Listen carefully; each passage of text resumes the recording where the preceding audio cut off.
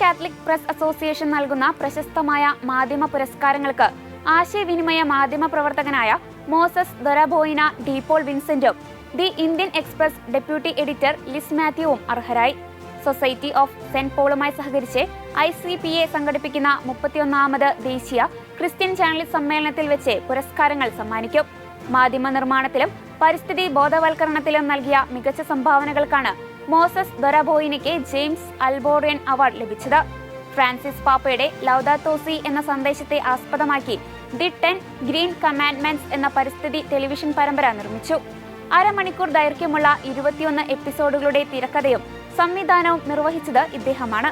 അതേസമയം മാധ്യമരംഗത്തെ വിശിഷ്ട സംഭാവനകൾക്കും കഴിഞ്ഞ 3 പതിറ്റാണ്ടോളമുള്ള മാതൃകാപരമായ റിപ്പോർട്ടിങ്ങിനുമാണ് മുതിർന്ന മാധ്യമ പ്രവർത്തക ലിസ് മാത്യുവിനെ ഫാദർ ലൂയിസ് കരേനോ അവാർഡ് ലഭിച്ചത്. 29 വർഷത്തെ മാധ്യമ പ്രവർത്തന പരിചയമുള്ള അവർ 1996 മുതൽ 2024 വരെയുള്ള 8 ലോക്സഭാ തെരഞ്ഞെടുപ്പുകളും നിരവധി നിയമസഭാ തെരഞ്ഞെടുപ്പുകളും കവർ ചെയ്തിട്ടുണ്ട്. ദീപിക ദിനപത്രത്തിലൂടെ കരിയർ ആരംഭിച്ച ലിസ് മാത്യു പിന്നീട് India abroad, the Christian science monitor, ANI, mint തുടങ്ങിയ സ്ഥാപനങ്ങളിൽ പ്രവർത്തിച്ചു. 2014 മുതൽ ദി ഇന്ത്യൻ എക്സ്പ്രസിന്റെ ഭാഗമാണ്. ഇതോടെ ചർച്ച അപ്ഡേറ്റ്സ് പൂർണ്ണമാകുന്നു. നന്ദി.